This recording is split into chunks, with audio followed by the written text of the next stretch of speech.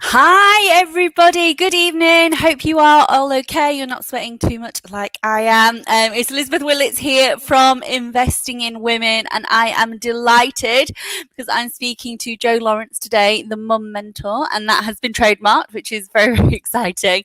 But we're going to be talking today all about how to manage your finances after maternity leave or a career break. So as people are logging on, if you can let us know if you can hear us all okay, maybe drop something in the comments if there's any problems with sound and give us a like or an emoji. That would be absolutely fabulous. But tonight, on this very, very hot night, so pleased that you are joining us. We're live on Facebook and on LinkedIn with Jo Lawrence of the Mum Mentor, and we're talking all about how to manage finances at the end of maternity leave or a career break. So welcome, Jo. Thank you ever so much for joining us. Before we start, do you want to introduce yourself and what you do? Would that be okay? Sure. Yeah, that'd be great. So, hi everybody. Liz has just introduced me. So essentially, I'm a career coach, but I work with mums, and I like to think of it as nurturing mums through the transition of being on maternity leave, and helping them plan and prepare practically and emotionally for a return to work that works for them. So maybe sometimes I work with mums from when they're pregnant, before they've gone on maternity leave, and right through to returning. So I work mostly one-to-one with self-funded mums, but I also partner with organisations who are really keen on empowering their female talent and helping them excel in their career as well as motherhood. So yeah, is that my microphone gone a bit funny? It sounds okay now, but okay. Do you know what it sounds? When I was returning to work, I was so nervous, and I think when you well, I felt people didn't really talk, and I think it's actually quite a big deal. And now, like doing a lot more, educating myself and finding out about people like yourself and the services you offer, you realize it is such a big thing, and it's okay to sort of ask for help and to have somebody hold your hand through such a big transition, because it's a big transition becoming a parent. Absolutely. I did NCT, and then it's a big transition then sort of returning to work and how to juggle it all, and I'm going to talk about the finances, childcare, things like that. So it'd be really interesting to hear about what was, your experiences, maybe when you returned to work regarding finance, because you've got twins as well, haven't you? So yes, so I've had two returns. My first return is how most of the mums I work with, like self-funded mums, that's how they feel, is how I felt. So I wanted to go back to work, but when it came to it, I was anxious, tearful, I was feeling guilty, the standard dropping them off at nursery, driving off in tears. And I had a job that I loved. I still do that job 1 day a week. I teach, so I'm very lucky to have that. Public sector have got mostly good maternity leave packages, etc. But I practically convinced myself that I didn't want to do my job anymore. I didn't want to teach and coach. And it's like, I remember speaking to a friend, and she said, look, this will pass. You are being reactive to your emotions here. Yeah. And I looked at my finances, and I had spreadsheets going here, getting my husband to look at them, and seeing if I could manage on not doing, having my salary. And then the second return to work, that was after twins, which was a shock to us all. And I was so 3 kids under 3, 2, and I was desperate to get back to work, just to get out of mum mode and Mm-hmm. drive off and be on my own in the car, etc. I think we've all felt like that, haven't we? After like lockdown. Yeah. Lockdown was tough. I Yeah. was like that. I was like, my gosh, I'm just desperate for a bit of adult conversation and meeting other people and having that. Absolutely. And there's no denying that all of our return to work is, it's led by financial commitments, because if we didn't have those financial commitments, I think there'd be more, mothers who took a career break or, didn't go back to work immediately after their like statutory maternity leave. So I designed my career really around my kids and the cost of childcare. So again, it's very common that mums will get in touch and want help with decision making about childcare options and what terms of return to ask for, part-time, full-time, reduced hours, flexible hours, and their decision-making process is quite clouded because you haven't had to really think about anything other than, mum and baby land. So getting het up about the cost of childcare is not an excuse, but that's one of the, I think I used it as an excuse with my first return to work. I was like, look, this is so expensive, and I'm going to work to pay for the childcare so someone else can see the milestones of my child. And it's difficult. So I managed to build a bit of a different portfolio career and pivot. So I hadn't saved, so that's a big, it's a sensible idea, isn't it, to save for your maternity leave so that you can take as much time off as possible. It's hard though, because obviously with mortgages and other everyday costs, people don't obviously have a lot of everyday money left over often at the end of the month to then save for maternity leave. And when you were sort of chatting about finances and the cost of childcare and things like that and why people go back to work, when I was researching childcare options in my local area, I would have been I didn't end up going back the second time because COVID hit and people were furloughed, etc. But I would have been £800 a month out of pocket. Or as a family we would have been to go back to work. So it is very, very expensive. Which is absolutely crazy, isn't it? And there has been some success in a review of childcare affordability, hopefully going to be discussed in Parliament, thanks to Jolie Brearley's Pregnant Then Screwed. She set up a petition, and that had just how that kicked off shows that there's so many people who are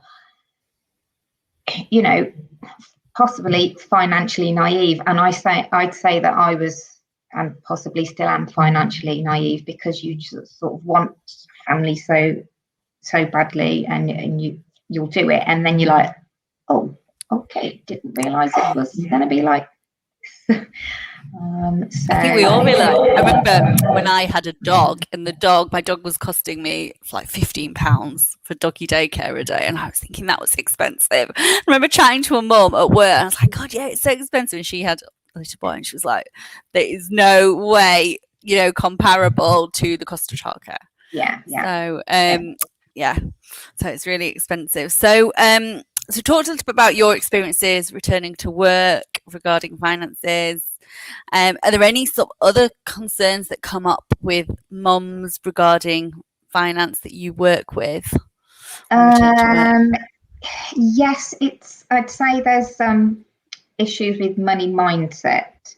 Okay. So it's very common for the calculation of childcare costs just to be compared against the child bearer's, the mother's income alone, and it's often overlooked that it's a household expense. So when you are looking at childcare, try to look at it from if you're not a lone parent, to look at it from all the the husband, the partner, etc., to look at it as a whole cost, which mums struggle with because they want to be financially independent and want to maintain their independence as well, their financial independence.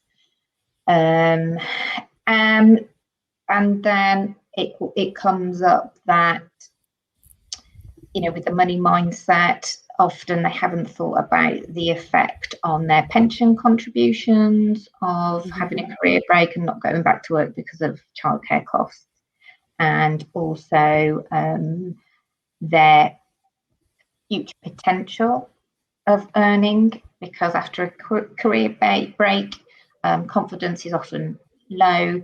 So mums returning to work after a career break are likely to go for a job that is below their their qualification level and their previous salaries. So again, that widens the gender pay gap. Employers are getting value for their money. They don't mind that, and so that sort of comes up.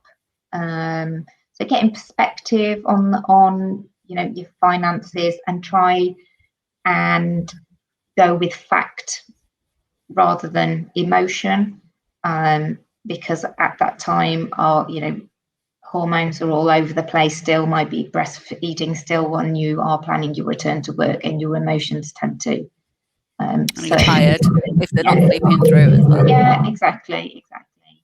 So then that can fuel anxiety about their financial responsibilities to the household and mortgage, etc. And then they get into a bit of a vicious cycle of anxiety because of money, and I've got to do this because of money, and I feel like I'm being forced into it. Also maybe a bit torn that they've worked hard. I think our generation, I'm a bit older than you, I think it is, but our generation, we were like, you can have it all. You can go to university, work for your career. You're a career gal. My great granny, she said to me, I thought you were going to be a spinster. You were a career gal, career minded, and now look at you. But we were encouraged to do that. So there's often a bit of a battle between, career progression or suffering financial, hardship. So for that, we try to flip it on its head and look at the long-term effect on their career of, the finances if they were not to return to work, or return to work on a lower salary. Yeah. So you've talked a bit about the career break and the long-term impact. I mean, is there anything else you want to add about what extent working part-time or taking a break, how it impacts your finances? Because that would be really interesting. Yeah, so I recommend going on to there's a website called thesalarycalculator.co.uk, and that will give you accurate information about what your part-time salary would be if you put your current full-time salary in. So that will do all the calculations for you. I'll write that down. Yeah, the salary calculator. I'll put it in the notes so people can add it. Okay. Because you don't always want to contact HR or personnel and say, oh, if I were to return to work on a part-time basis, what would my actual salary be? So that will give you a clear indicator of how it might affect your pension, because your pension pot's going to be smaller. You may be working longer than retirement age. What else have I got on my notes here? I suppose, does it impact things like other benefits as well? Would it impact, I'm just thinking, I suppose death in service is 4 times annual salary or whatever, wouldn't it? So if you're getting a lower part-time salary. It can do when you come to the government-funded entitlement of free childcare hours. Okay. So when your child reaches the 3. age of 3, you get, and you are earning over, I think it's about £155 a week, maybe a bit Okay. more. If you're earning over that, you get you can apply to have 30 hours funded childcare. So not returning to work, you would need to wait until your child was 3 to get 15 hours funding before you may want to start thinking about looking for another job. So in 3 years, you can feel as though you're out of the loop, lose your confidence, and you know things move on. So I think some individuals get it free childcare from the age of 2, don't they, as well, depending upon household. Yes, and yeah, that's if you are, for example, claiming job seekers allowance or child tax or universal credit, maybe, or I don't know, something like that. Okay, so if you're certain individuals will get it from the age of 2. And there's childcarechoices.gov.uk. Okay, I'll write that down because we can put all these in notes. Yeah. Childcare choices. Yeah. .gov.uk. Okay. I'll double check that, but that's the heat's got to my head a bit. And would that tell you what benefits you were eligible for then? Yes. So it's got a calculator on as well and says enter your earnings, and then if you are in a joint household, enter the other partner's earnings. Yeah, and then it'll tell you what you are eligible for. Okay. Yeah. That sounds good. Yeah. Yeah, and I mean we've talked about pension and things like that. Obviously, it would impact things like pension, etc. So, have you got any other top tips on how to manage your finance, I suppose, when returning to work? Yes, I mean, as I mentioned previously, I think I'm financially naive, really, and you do need to get your spreadsheet out and your budget, your joint household cost, which I've already talked about. And for those who have already returned to work, this tip is something I give to the mums that I work with who are pregnant and haven't gone on maternity leave yet, is to research your childcare options whilst you are pregnant, because and get your name down anywhere that you like the look of, whether it's a childminder. Sometimes you have to do it while you're pregnant, don't you? Yeah. So because then you are minimising the risk of the stress of trying to find childcare when babies, or one baby is 6 or 7 months. You might then not be forced into the most expensive option because it's the only one that's got places on days that you didn't want to work, etc. And the One Family Calculator no, let me get it right. onefamily.com /childcare calculator. Yeah. That will give you the average cost of childcare in the region of the UK that you live in. So it will give you like average childminder, nursery, etc. And unfortunately, if you go on there and have a look, you will see the huge disparity that there is in childcare costs across the UK, depending on the region you live in. So generally, childminders are less expensive than nurseries because they've got less overheads.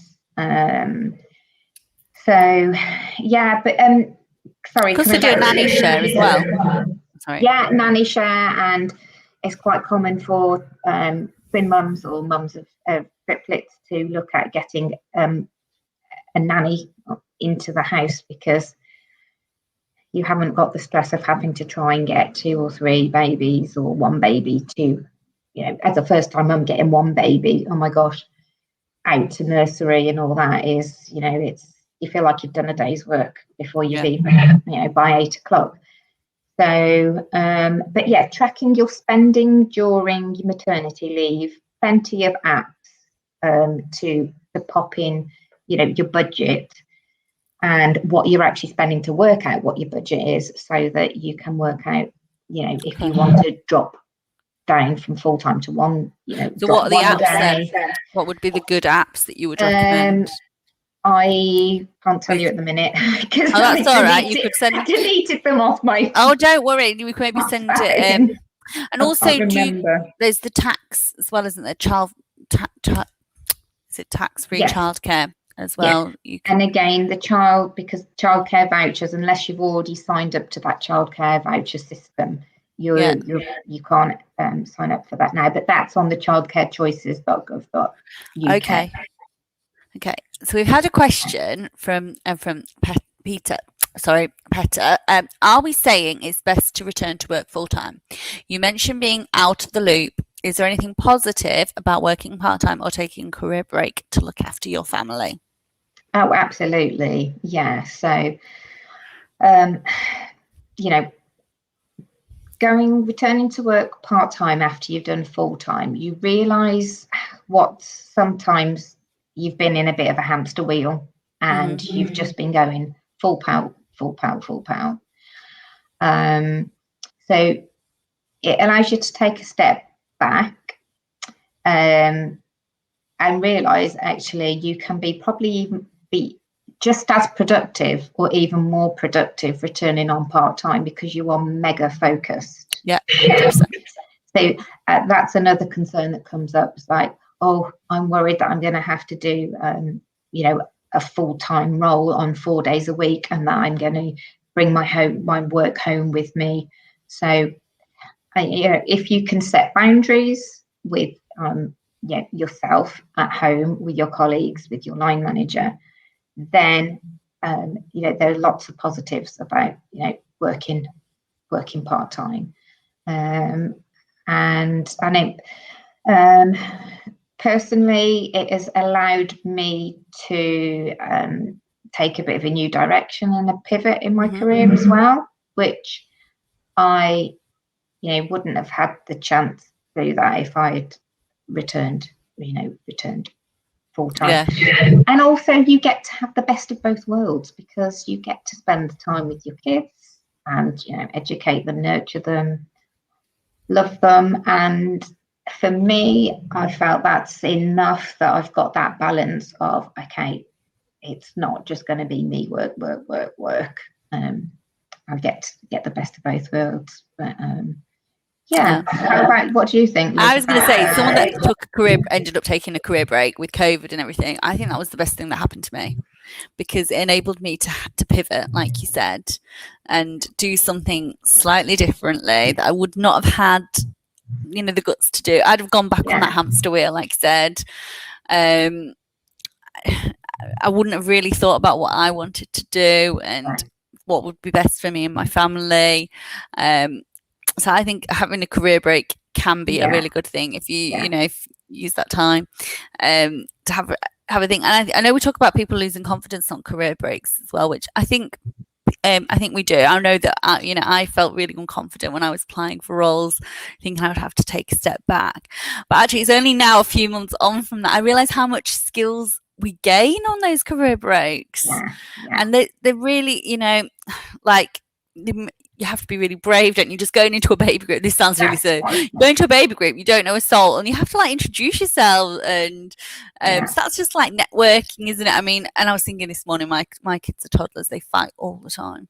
I just think, God, imagine if managing a team would be so easy. They would do what they wouldn't be chucking food. And so I think that career breaks are a really good thing, and they should be celebrated a bit more. And I think that I do hope that more organisations, stop penalising people for having career breaks. And I think returnships are brilliant as well. So,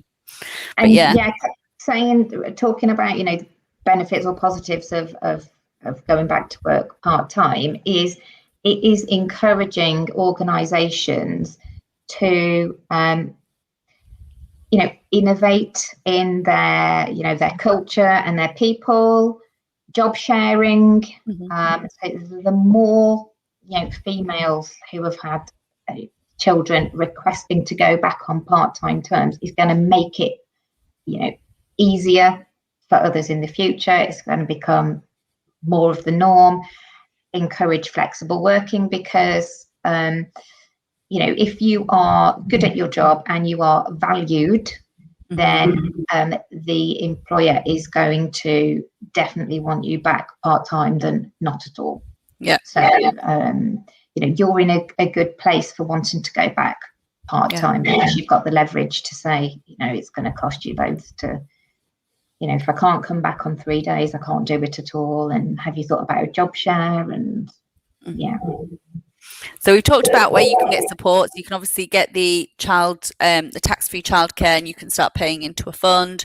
Talked a bit about all the different childcare options that are available to you, and some of the more affordable ones as well, which would be a childminder or a nanny share and things like that, and all the different calculators as well, so you can work out the impact of reducing hours, taking a career break, etc. on your long-term finances. But it's a funny one, isn't it? Because you sort of your head versus your heart, and but I suppose we with that that's life, isn't it? And as we all know, it's the time flies, and before you know it, you'll get some funded hours and you'll feel like you've had a pay rise, and it's a temporary situation to be in. So getting your mindset on that as well is I suppose it's sort of 2 years, isn't it? Really, if you return to work when your child's sort of a year old, then you get the free childcare when they're 3. It's 2 years, which is financially painful, but potentially it is just 2 years. So a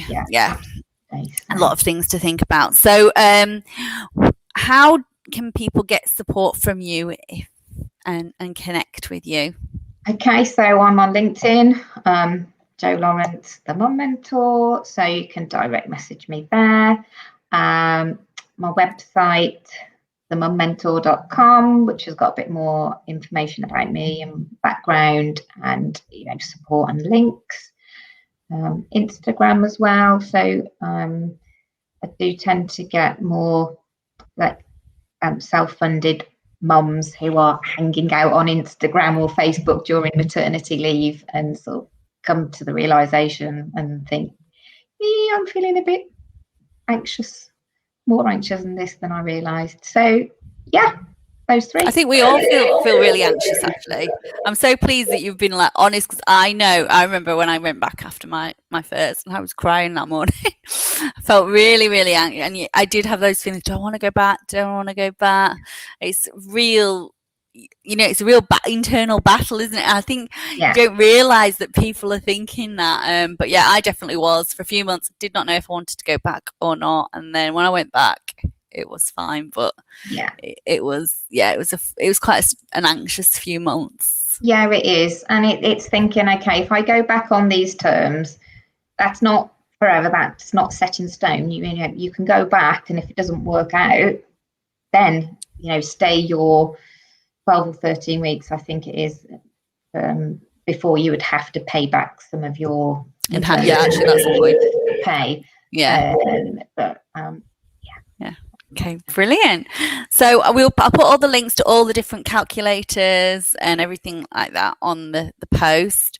But I don't know if anybody's got any last minute questions they want to send to Jo. If not, maybe they could contact you after. Email me, jo@themummentor.com. Happy to answer any questions. Brilliant. Well, thank you so much for your time. Sorry, I think my microphone's been really funny. I don't know it sounded fine to me. Did it? Maybe it was just me. Maybe it was just maybe it's overheated. Brilliant. Well, thank you so much for your time, and thank you to everybody that has watched this evening, because I know it's really hot. So thank you. Thanks so much. I'll see you later. See you soon. Bye.